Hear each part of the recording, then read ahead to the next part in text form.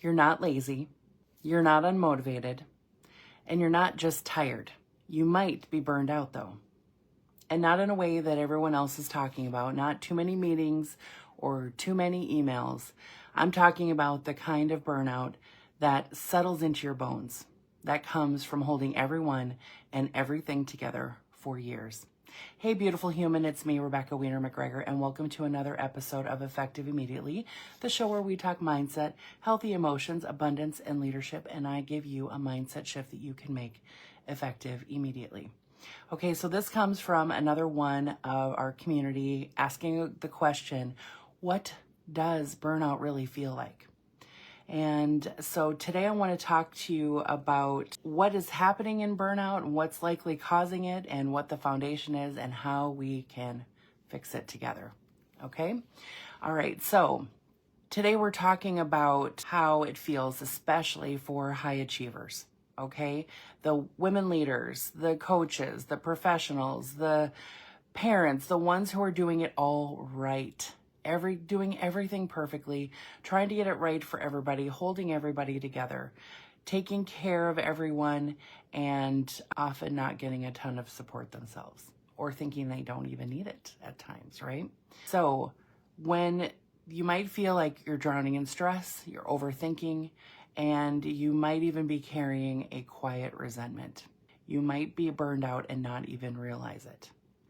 This came from one of my community members who said, I've been so tired for so long, and now I just don't even know how to take in anymore because I'm just maxed out.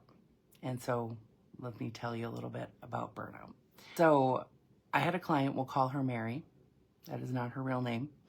She was a wildly successful professional. She had a beautiful life with her career. She has a beautiful family, and she has the team, the influence, the income. And from the outside, she looked like the perfect picture of having it all together, right? But inside, she was waking up anxious, having really restless sleep. She was forgetting things constantly, not sure she could always take on the projects that she was before because she didn't know if she could get them done the way that she used to do them. And she was reacting to everything with huge emotion. And she would lay in bed and her heart would race, her mind would be spinning, and she would be wondering why everything felt so heavy. So she kept saying, I don't know what's wrong with me. I don't know what's wrong with me. I should be able to handle this. But nothing was wrong with her. She wasn't weak. She wasn't broken. She was burned out from all the years of emotional pressure, trauma, leadership fatigue, holding everyone and everything together, and this unspoken expectation of having to keep everything together and keep it all looking really, really good. So if this sounds like it might be you, I want you to give yourself a lot of love and a lot of grace and just be in a state of acknowledgement rather than a state of judgment with yourself, as always, okay? We have been taught to hold it all in, to smile through it, to power through it, to walk it off, right? Especially us Gen X, the kids of the Gen X who took care of ourselves for a lot of the time, right? And here's what happens when we suppress our emotions. They don't just go away. That's the thing. We don't really just walk it off. We don't really just stuff it down and then it suddenly disappears, right? It is like we are filling and filling and filling with all of this emotion that has not been processed. And when you suppress your emotions long enough, they show up as exhaustion.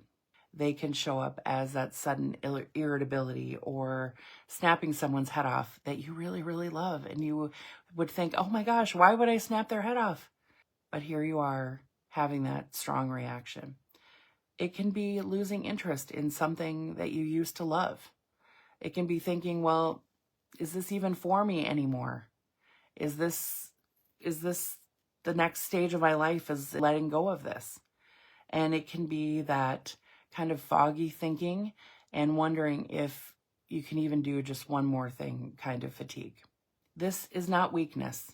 Let me repeat, because we're not weak. We are very strong from holding it all together. This is not weakness. This is a sign that the nervous system is tapped out, that your mental capacity or your mental bandwidth is maxed out.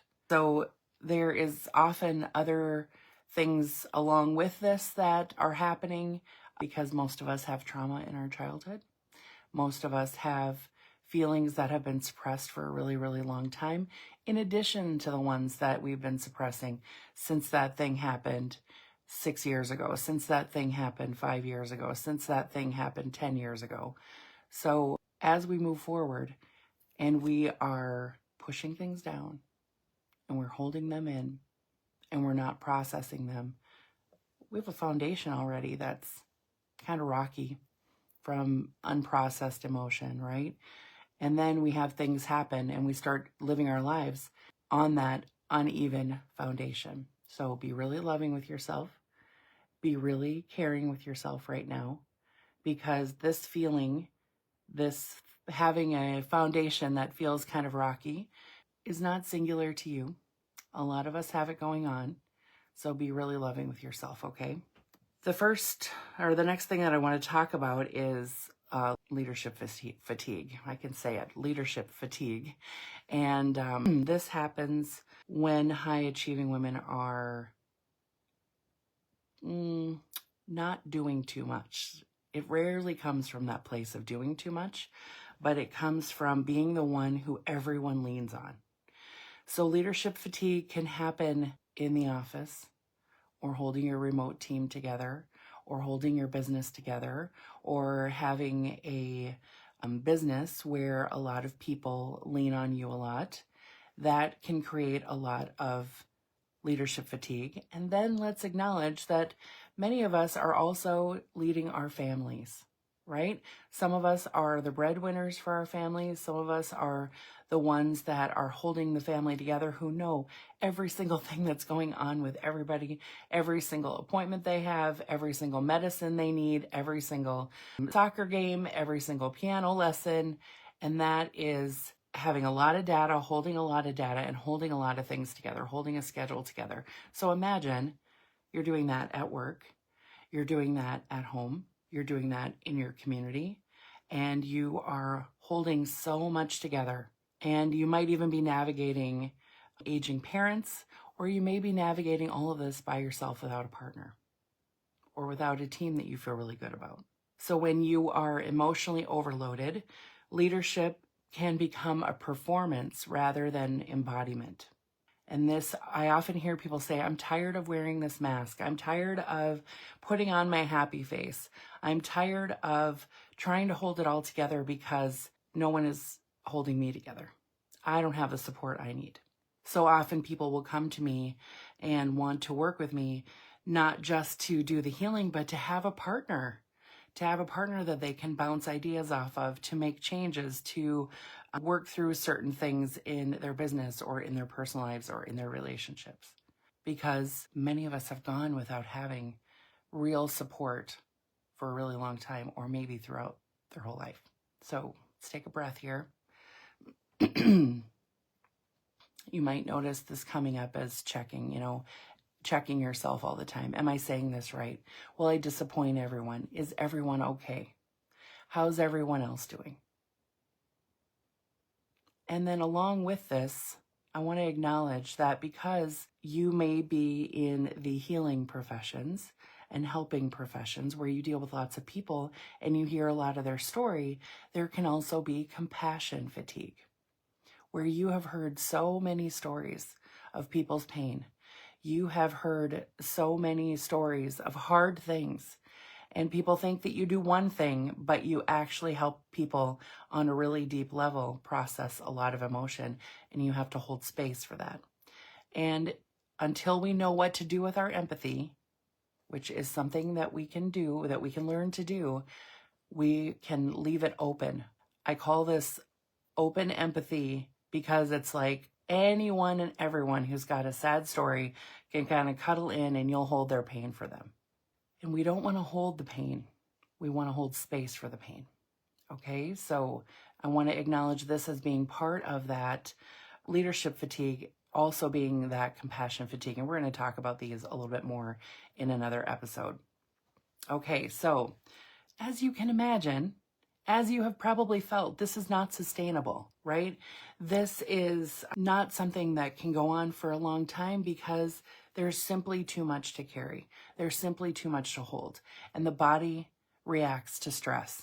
I mean, anytime we look up anything related to any illness, we know that stress causes additional harm to that illness, right? And stress causes problems in the body all by itself. So what happens when we get maxed out, right? The massive fatigue, the massive exhaustion, the can't hold anything more, can't have another stinking thought, don't want another project on our hands, and there's no space or time really to learn how to deal with these things because we haven't been processing the emotion, right? We think we can learn how to process the emotion. So then what happens? On top of all of this, we start looking for solutions. We start reading books and listening to podcasts and learning new strategies about how to take care of ourselves. And that creates more input into a system that is already exhausted. And make no mistake, I love listening to podcasts. I am a voracious reader.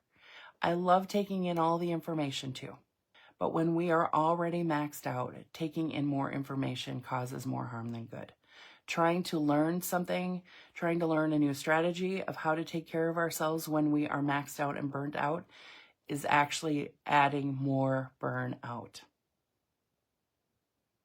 So how do we do this, right? How do we shift out of this? Because it is possible to have emotion. It is possible to process your emotion. It is possible to feel the way that you want to feel and still hold your power. And this first starts with permission. Permission to not be okay.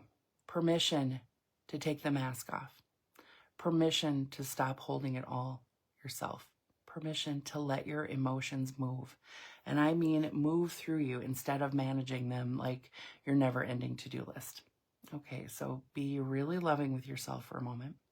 You know, I talk about hypnosis a lot because it is the thing that I am absolutely obsessed with. And hypnosis works so beautifully to help release the root of the burnout, to help you process the emotions. It's not about learning something new. It's about having a partner that will help you release the emotions, process the emotions, allow and validate yourself for the emotions that you felt, and to bring peace into your life. And what gets added when we bring more peace, more confidence, more feelings of worthiness, and more creativity and certainty and clarity. And the list goes on and on and on. Because when we feel maxed out, it's like our creative channel is so blocked up, right? And as we heal these pieces of our lives where we have had to suppress our emotion or stuff it, it could be the disappointment, it could be a great loss, it could be something that you're grieving, like a person or multiple people, or a missed opportunity or a failure that you had. These things get to be processed, and then as we process them, as we honor and validate those feelings, the gunk moves out of the creative channel and you start opening up to having more solutions, more ideas. Your imagination expands, your vision expands, and you feel really embodied with your feelings, really embodied in your leadership again, instead of trying to just put on the mask, be the person that you think you're supposed to be that day. You get to be the person that you want to be instead. Okay, so take a breath here. As you may have thought, as you were moving through this, yeah, this sounds a lot like me. And one of the hardest things that we have to do then is to give ourselves permission to let it be okay that this is where we are, because there are things that we can do to get out of it. So be super loving with yourself. Give yourself a few breaths. What we're not going to do is treat emotions like interruptions. We're going to get to the root of the suppressed feelings, the resentment, the fears, the spinning thoughts, the sleepless nights, okay? And we're going to release it for good, all right?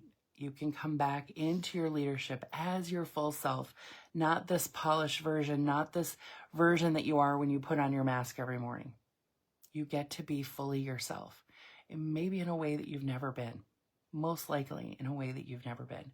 And you get to honor who you are, where you've been, and where you're going with such love.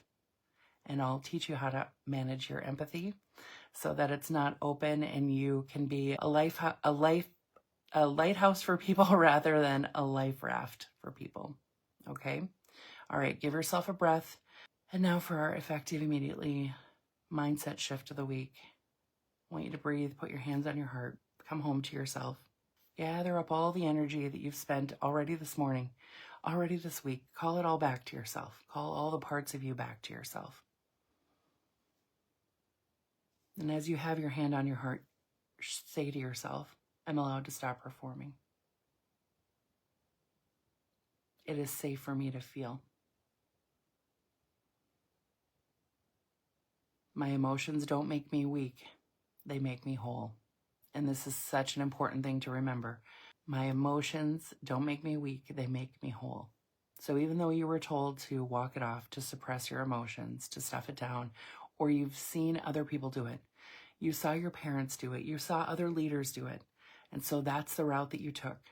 It can be unwound. It can be healed. It can be processed now in a safe way, in a natural way, and in a way that gives you lasting results. Okay, so keep coming home to yourself. Keep loving yourself. Keep giving yourself permission to feel. Giving yourself permission to stop performing. Okay? Be so loving with yourself. Wherever you see this video, you can send me a DM about working together, or you can go to callwithrebecca.com to schedule your personal and private consultation, and we'll figure out the best path for you based on where you are now and where you want to be. All right, have a beautiful week. Take wonderful care of yourself, and I'll see you next time. Bye for now.